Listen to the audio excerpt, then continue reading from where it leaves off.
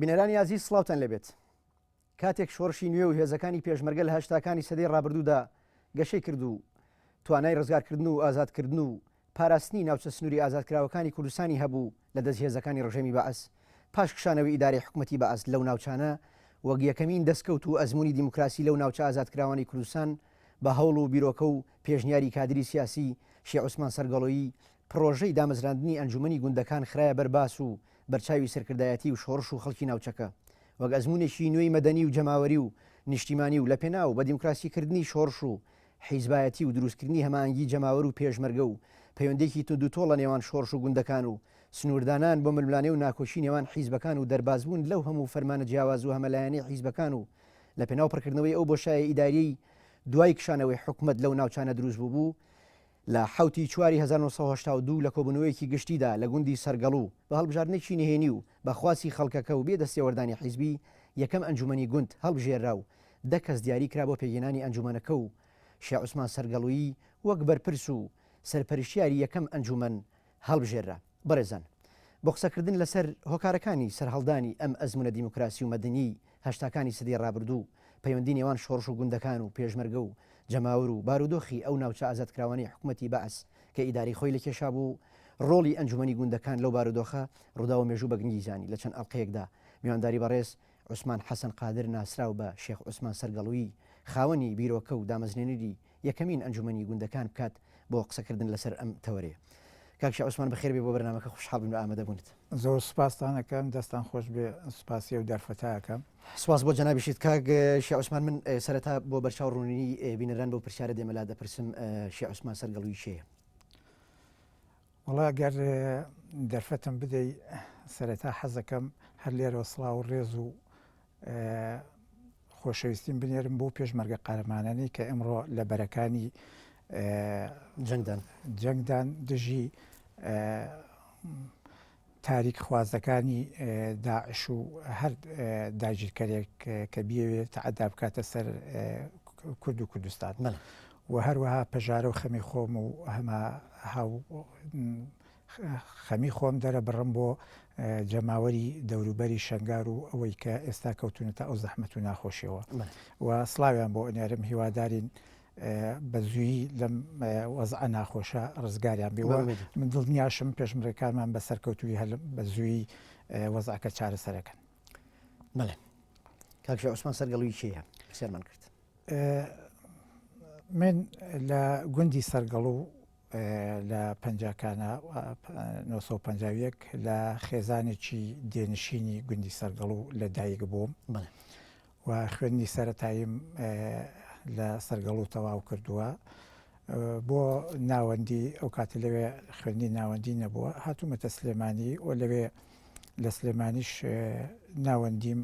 تەواو کردووە، بەڵام دەرفەت نەبووە بەهۆی ئەو وەزعانەی کە ئێمە لە لادێ دانیشتوین و وەزعە سیاسیەکانی سەردەمی شۆڕش و ئەوە دەرفەت نەبووە. من خوێندنم تەواو بکەم لە ئەعدادیە ئیتر لە ساڵی 68 چوومەتەوە بۆ سەرگەڵوو و بەشداری شۆڕشم کردو و بووم بە ئەندامی پارتی دیموکراتی کوردستان. باشە، ئەگەر پێمان بڵێ مێژووی بەشداری سیاسی شێخ عوسمان سەرگەڵووی مێژوەکەی ئەگەڕێتەوە بۆکەی و کەی دەستی پێکرد و چۆن دەستی پێکرد؟ لە ڕاستیە ئەتوانم بڵێم لە ساڵی 62 یەکەم جار کە تەیارە من بۆ خۆم یەکەم جار بوو کە تەیارم بینی کە بینیم قەسفی گوندەکەمانی کرد و ماڵی خۆشمان بە تایبەتی بەربکەوێت. من ئەوە لە لام دروست بوو کە بۆچی ئەو پرسیارە لام دروست بوو، بۆچی ئەو تەیارەیە بۆ دوژمناتیمانەکەن، بۆ ئەمان کوژن، بۆ دێهاتمان. ئەمە ئەم پرسیارەوە لە هەمان کاتیشە شۆڕش پەیدا بوو پێشمەرگە هەبوو کە ئەو کاتە پیانە گوت لەشکر یان نۆبەتدار. دوایی بەڕێز بابجەلال هەر لەو ساڵەدا ساڵی 62 یەکەم جار بوو کە من بیبینم هاتە سەرگەڵوو و لەوێ ماڵی خاڵم هاتە ماڵی خاڵم شەمحەمەدی ئەندامیان پێگوت، پێم وابێ یەکەم کەس بوو کە ئەندام بوو لە سەرگەڵا ئەندامی پارتی بوو. ئێتر لەوێ لە ساڵی 62 من بینیم و ئەو بە منی وت ئەمە پێشمەرگەی دو ڕۆژە ئەم دەستم بۆ بەڕاستی بۆ دەماچەکەی برد خاڵم لێم تۆڕە بوو تەمەنی چەند بۆ کات تۆ مێرد مناڵ بووی ئەو کاتە من تەمەنم 11 ساڵ بوو و ئەویش وتی بۆ لی تۆڕە ئەبی و دەماچەکەی بەستە پشتم و وتی بڕۆ لە حوشەکە پیاسەیەکی پێ بکە ئەمە پێشمەرگەی دو ڕۆژە بێ من ئەم پێشمەرگەیە لە بەڕێز مام جەلالم بیست و ئەمە بوو بە ڕەجێک لە ناو مێشک و هۆشی منە و ئەو وەزعانە هەمووی بەتوان بڵێم سەرەتا بوو کە من بیر و بۆچوون و دڵم بۆ لای پێشمەرگایەتی و کوردایەتی و سیاست بچێت بەڵام لەبەر عمرم ئەو دەرفەتەم نەبوو هەتا 68 کە هێشتا هەر عمرم 17 ساڵ بوو 18 ساڵ نەبوو بووم بە چوومە ریزی حیزبەوە و پارتی دیموکراتی کوردستان و لە ساڵی 69 ئێتر زۆر هەوڵمدا تا کردیانم بە پێشمەرگە و بووم بە پێشمەرگە لە ناوچەی دووکان دوایش دەورەیەکی کادران کرایەوە لە ماوەت من چووم دەورەیەکی 12 ڕۆژی بوو لە دەورەکەش دەرچووم و ئیتر ئیشوکاری ڕێخستنیشم پێسپێرە ئەمە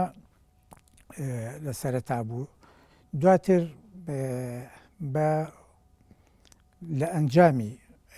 ئیشوکاری ڕێخستنە راپۆرتێکم نووسی لە ڕێخستنەکان کە کۆبوونەوەمانە کرد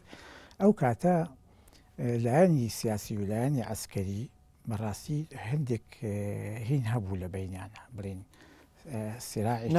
ناکۆشی ململانەیەکی توانی بڵێ سیاسی و عسکەری هەبوو ئەمەش لە ڕووی سیاسیەوە راپۆرتێکم نووسی راپۆرتەکە باسی هەرسوکەوتی بەرپرسانی ئەو کاتی هێزی ڕزگاری لەوێ بوو و باسی ئەوەی تیابوو لە ئەنجامی کۆبوونەوەکە من راپۆرتەکەم نووسی کە ئەو کاتە خەڵک ئەوایە بە پسوڵە لە بینی دیهاتەکانی شاهات و چۆبکە کە ئەوە مەبەستی خەڵکی گوندنشینەکانە بەڵێ ئەگەر خەڵکی گوندنشینەکانش لە دیەکە بۆ دیەک بچوایە ئەبواە بچوایە پسوڵەی وەربگرتایەوە ئەبواە هینە دوای ئەوە ئەرچیش لەسەر خەڵک زۆر بوو مرین ئەرچی شۆڕش خۆ خەڵکەکە خۆی حەزی ئەکرد هاوکاری شۆڕش بکە بەڵام ئەرچیی زۆر هەبوو کە پیانە گوت ئەو کاتە پیانە گوت بێگار خەڵکەکە وایە ناوناو ئەمانە کۆمەڵێک شت بوو هەندێک تەسەڕوفاتی ئەوە هەبوو لەنجا من راپۆرتەکەم تەقدیم کرد بە ناوچە ئەو کاتە خوا لێ خۆش بوو قادر بەنا مەسئولی ناوچەکە بوو و لەو کاتەشە ئەو نەقڵ بوو نازانم ماوەیان نەماوە کاگسمال عارف بوو بە مەسئولی ناوچە ئەمە ساڵی 68 ئەمە ساڵی 68 بوو بە مەسئولی ناوچەوە راپۆرتەکە کا قادر بەرزی نەکردبووە بۆ هین بەهۆی جەولەیەکەوە کارێکەوە بۆی هاتووە پێش هەر لەوێ مابوو ئەوش بەرزی نەکردبەوە بۆ لقی چوار ئەو کاتە لە ماوەت بوو کاگسمان عارف ئەیبینێ کە ئەیبینێ بردبووی بۆ ئامر هێز ئامر هێزیش کە بینی بووی ئەوە باسی هینی خۆشی تایەوەمانە لەسەرەوە کاتێکم زانی بۆ بەیانەکەی چواردە ورم گیرا لە بەردەمی بڵین مقڕی ناوچەکەیە و بردیانم بۆ سجن و هەموو ئەو کەسانی کە لە کۆبوونەوەکە شتیان نووسی بوو ئیمزایان هەبوو ئەوانە هەمویان گرتن و دوایی مقڕی سجنەکە دوو ژوور بوو ژوورێکی پێشمەگە و ژوورێکی سجن هەمومانیان کردە ژوورەکەەوە بەڵام دواتر منیان جیا کردەوە لە هەمویان پێشمەکانیان لابر لە ژوورەکە و دیار بوو دوای شەوێک دوو شەو لەوێ مامەوە میتر مدیری سجنەکە هاتوتی پێی وتم وتی حەز ناکەم ناوی بێنم بە نەوەک ئەیلولانەکە زەرەدی هەبێ بۆ ئەیلولانەکەی ئەگەر مابێ وتی تۆ وەزعت خراپە و ئەمانە و تۆ جەلالیت وتم نەخێر وتی ڕاپۆرتێکی زۆر خراپە لەسەر ئەوە کراوە ئەوانە ئەگەر جا مش پێم وابوو قسە دەرهێنان و ئەمانەیە و یاخۆت شتێکی وایە وەلحاصڵ شەو هاتن لە سەعات یەک پیانوت بە مدیری سجنەکە وتیان حازریکە و ئامادە بەیانی پێش مەلا بانگدان ئێمە دین ئەیبین باشە کاکشێخ تۆ تاکەی لە سجن مایتەوە تا ئەگەر زۆر بەخێرایی هەر ئەو شەوە مەدیر سجنەکە مەس ئەو خۆی پەیوەندی هەبوو بە ینی تۆ لە 64 لە ئینشای 64 مایل بووی بەلای باڵی مەکتەبی سیاسیە. من لە ساڵی ئەفم کە ئەوەی منەڵێم بەڵێ من ئەوە بەڵام وەکو ڕێخستن و وەکو پێشمەرگەیەک من نەخێر پارتی بووم وەسا وەکو پێم وتی لە ناوچە بووم بڵێ لە ناوچە ینی لە بینی باڵی مەکتەبی سیاسی سەرکردایەتیە خۆیەک لای نەکردبوو کە بەلای کامیانە من ئەوەی پێتڵێم ئەوە هیچ علاقی بەوە نەبوو کە چکە ئەو کاتە ئەوە علاقی بە پرۆژەکە نەبوو باشە لە دەرەنجامە پارتی پرۆژەکەی توان قبول نەکرد وەکو راپۆرتەکە بەرەوەی لەسەر نووسراوە لەسەر عسکەریەکان ئەو کاتە لەسەر هەندێک کەسی بەرپرس لەو کاتەیە من گیرام و من ئەو شەوە ئەیان بردم کە وتیان ئەو برادری کە مەسئولی سجنەکەی وتی خەتەر هەیە لەسەر حیاتت و ئەو بۆ خۆشی پەیوەندی وتی کاکە گەر تۆ بەڕاستی دی ئێمە ئەڕۆین وەحاصل من ئەو شەوە منیشان دەرکرد و هاتین بۆ ناو من دوای چەند ڕۆژێک چوومە بەکرێجۆ ئیتر بە ناچاری ینی بەڕاستی چوومە ئەوێ و بووم چوومە ناو ریزی ئەو کاتە پارتی ڕزگاریان پێگوت جەلالیچیان پێگوت چوومە ئەوێ باش تا هەرسی شۆڕشی ئەیلول لێوێ مایتەوە تا نەخێر دوای ساڵی هەفتا کە بەیانی ئازار درا بەیانی یانزەی ئازار من گەڕامەوە هەمووی برین جەلالی و مەلایی بووە بەمووی بووە بە یەک منش گەڕامەوە بەڵام کە چوومەوە بۆ سەرگەڵ و لەوێ قبولیان نەکرد من لەوێ دابنیشم هەر ئەو مەسئولانە هەندێکیان هەر لەوێ مابووین قبولیان نەکرد وتیان ئەمە نابێت لێرەبی چیتە کوێ وەحاصل من ماوەیەک چوومە بەتالیۆنی دۆڵە ڕۆت لەوێمە هەتا ساڵی هەفتاودوو تر هین دەسی پێکرد پێشمەرگە حرس حدود و ئەوانە و ئێتر بڕیارێک دەرچوو ئەو کەسانی تر کە بێ ئیشن بڕۆنەوە سەر ئیشوکاری پێشویان و لەو کاتۆ من وەزارەتی پەروەردە پێ وا بفرمان بەربوون لێوێ داوام دەکرێت ئەوە دواتر هەتا لە ساڵی هەفتاحەوت من باش ئێستا گەر بچینە باسی بارودۆخی دوای هەرس لە دوای هەرس ئەوترێت شی عوسمان سەرگەڵووی لە 76 پەیوەندی بە ڕێخستەکانی کۆمەڵەوە کردو ئەو بارودۆخە چۆن بوو ئەگەر نەخێرایی من پێشتر جارێککە لە ساڵی 72 گیرامەوە برادێکم بینی ئەو پێوتم وتی ئێستا ڕێخستنیچکە تۆ لەسەر ئەوە کە بە جەلالی متەهەمی و ئەوانە ڕێخستنیچکەی مارکسی هەیە کاکسابیر کە ئێستا نوێنەری یەکێتیەوە ئەزام لە ئەوروپا ئەوش ئەندامی ڕێکخراوی سووداش بوو منیان بەوانار ببنێرن بۆ مەحاسب بۆ سجن بەڵام لە ڕێگا ئەوەی پێوتم وتی ئەوەش نامیلکەیەکی هینیشی دامێ چەپچێ لە وتەکانی ماستۆن لەوە من ئەوە بیری چەپ و بەڵێکە ئەوم خوێندەوە بەڵام لە هەفتە چوارە کە شۆڕش دەستی پێکردەوە هەمیسان من چوومە بوومەوە بە پێشمەرگە لە هێزی ڕزگاری بەڕاستی کە چوینە سەرەوە لەوێ حکوومەت هێشتا هەرما بوو برین دام و دەستگاکانی حکوومەت لە منتیقی قەڵازێ بڵین هێشتا زانکۆ مابووە دائیرەکان مابوو من ئەمرم دەرچوو بە سەرۆکی شارەوانی چوارقڕنە و هاتمەوە بۆ سەرگەڵ چکە ئەوەندەش دەواممان نەکرد لەوێ بەڕاستی من هەر منج نەبووم سەرۆک شارەوانی بە قائیمە مەسەڵەن من وابزانم هەژدەهەم کەس بووم کە سەرۆک شارەوانی بوو هەر بۆ ئەوەی دامەزرانوانە ئیتر لە هێزی ڕزگاری لەوێ پێشمەرگە بووم هەتا هەرسی شۆڕش لە هەرسی شۆڕش کە چوومە حدودی ئێران و لە حدودی ئێران لە بناوەسووتە و ئەو سەرحدودا ئیتر وەکو خەڵچێک ئەڕۆیش خەڵچێکە هاتەوە ئەیانگوت ئەوی وەزئی باشنی و چەک دەکەن و لەم سەر لێ شێواوێ لە منتیقی پێنجون چەند ڕۆژێک مامەوە دوایی وتیان ئەوە بەیانێک دەرچوە شۆڕش دەست پێ ئەکاتەوە کاک عەلی عەسکەری و ئەوان لە ماوەت من گەڕامەوە بەرەو ماوەت بەڵام پێشوەی بگەمە ماوەت لە دێی واژە تووشی مەجموعەی خەڵک بووم کە هەموو ناسیاو بوون و ئەوانە وتیان وڵا ئەوەش فەشەلی کردووە ئیتر هاتینەوە بەرەو سلێمانی و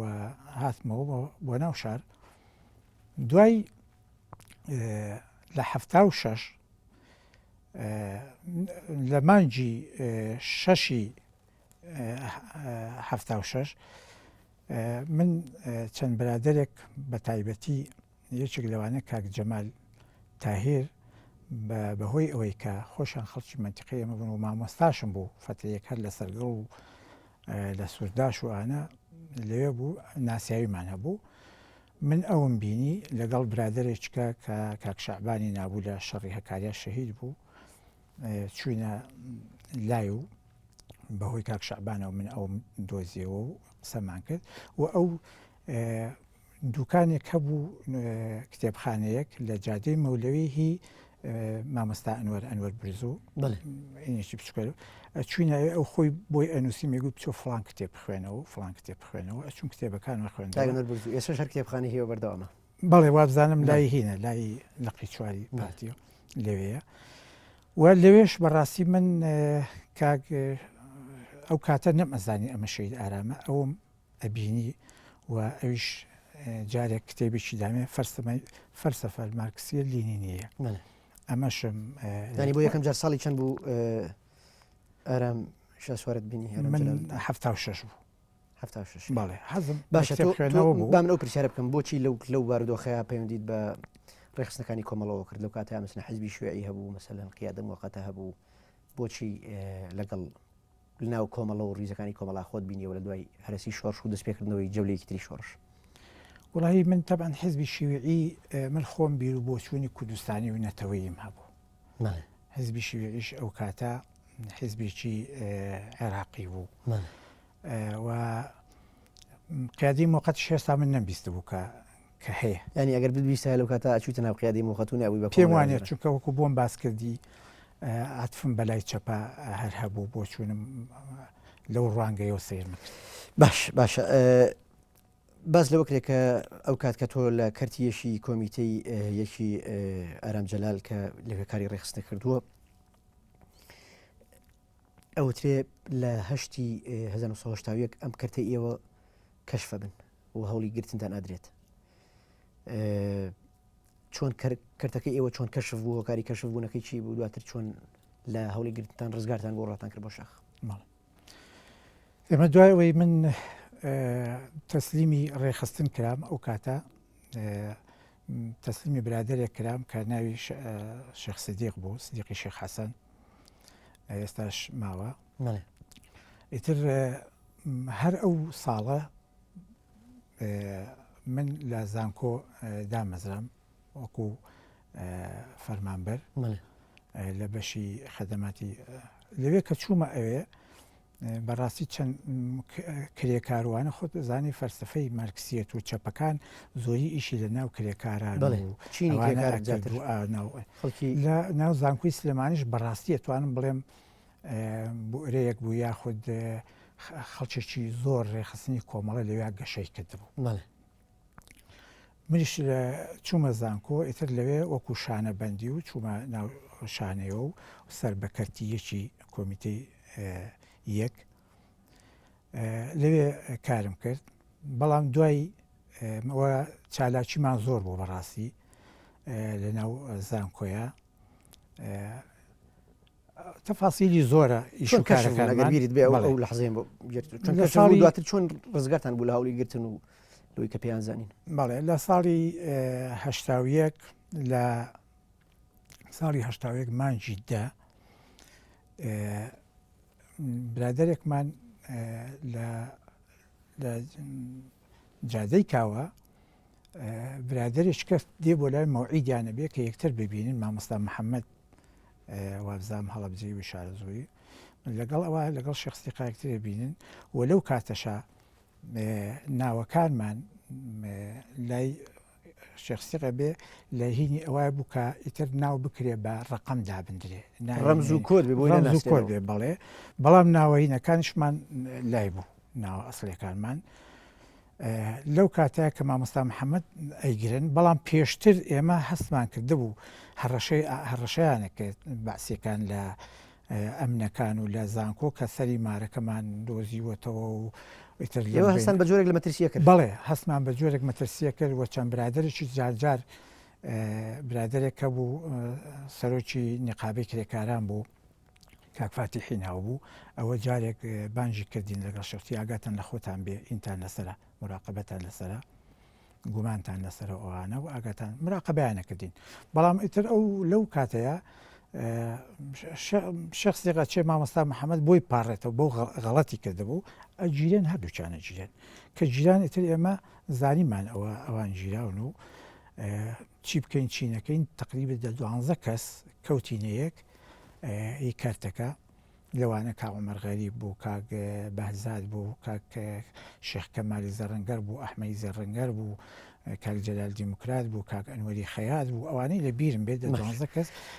ئەوەی چی بکەین چینەکەین چۆن لە هەوڵی گرتن ڕزگارتان بوو دواتر چۆن لە هەشتاویەک چوونە شاخ لە ڕێگەی کێ و لەوێ کار و بەرپرسیارەتی شێخ عوسمانی سەرگەڵ و چی بوو ئێمە کە چوینە دەرەوە لە مانگی 2 مانگ خۆمان ڕاگرت کە من هاتمە دەرەوە جارێک چوومە هەرێمی چوار لای کاک جەبار فەرمان و کاک جەمال ئەلیبابیتان ئێوە هەوڵ بدەن چکە بەڕاستی کارمان زۆرە کردێم وتە هەوڵ بدەن نێنە دەرەوە گەرەتوانن بژین 2 مانگ ماینەوە بەڵام ئیتر محسین بە منازم محسین بە دوامانەوە و دایانویست بمانگرن و ئیتر مختەفی بووین ئەو ماوەی 2 مانگە بەڵام لە مانجیەک هاتینە دەرەوە 82 هاتینە دەرەوە یەکەم جار چوینە هەرێمی چوار و دوایی ڕۆشتین بەرەو سەرکردایەتی ماوەیەک لەوێ ماینەوە لە منتیقەی سەرگەڵ و ماینەوە و دوایی چوین بۆ سەرکردایەتی یەکێتی لە ناوزەنگ باش ئەگەر پێم بڵیت تۆکو کادریشی ڕێخستەکانی ناو شار لە ڕێخستنەکانی کۆمەڵە بارودۆخی شاخت لەگەڵ شار چۆن بینی ئایا ئەو ململانی کە لە شاخە بوو لە شاریش هەبوو وڵە طبعا لە شار مەجای ئەوە نەبوو تو ئەو ململانەیە بەو شێوەیە بکرێ ئەو مەجالە نەبوو لە ڕووی عسکەریەوە طبعا پێشمەگە لە ناو شار نەبوو بەڵام هەستەکرا بە 2 تەیار هەبێ هەستەکرا 2 تەیار هەبێ یەکیان میویلی بەلای عێراقچێتیە هەبێ یەکیان کوردستانی بێ من بۆ خۆم هەستم پێیەکرد لە نەتیجەی خوێندنەوە بڵاو کراوە بەس ململانەکان بەو شێوەی بوو ئەوترێ لە شار ململانەی نێوان هێزە جیاوازەکان و ڕێخستەکانی ناوشاری حیزبە جیاوازەکان بە قەڵەم و بە فکر بووە بە تیور و بە نووسین بووە بەڵام لە شاخ بە جۆرێک لە جۆرەکان ئیهانەکردن و سەنگەر لێگرتن و هەتا تا قۆناغی سنووری لە یەکتر کوشتنیش بووە مە بەس لایەنە سیاسەکان بەڵێ بەڵێ بەڵێ لایەنە سیاسەکان بەس ئەو باردۆخی تۆ لە شار تیاژیایت و ئەو باردۆخی کە چوویتە شاخ ینی طبعا زۆری فەرق بوو بەڵێ زۆر فەرقی بوو لە شار تۆ تەنیا ئیشی ڕێخستنت دەکرد ئیشێکی کوردایەتی دەکرد و لەگەڵ لایەنەکانی ترا هینی نەئەکرد ینی بەڕاستی بەریەکەوتن نەبوو لەگەڵ لایەنەکانی ترا کە چوینە ئەوێ بەڵام لەوێ زۆر بە سەختی هەبوو ململانەکە حتا خوێناوی بوو دوای یەکە کەوتن شەڕ بوو لەگەڵ یەکترا بە سۆشیالیست و باش کاشیان پشوویەکی کوورد وەرەگرین دواتە درێژە بە قسەکان بە بەرەزان پشوویەک و پاشان ئەگرێنەوە وڵاتان و بەردەوام بین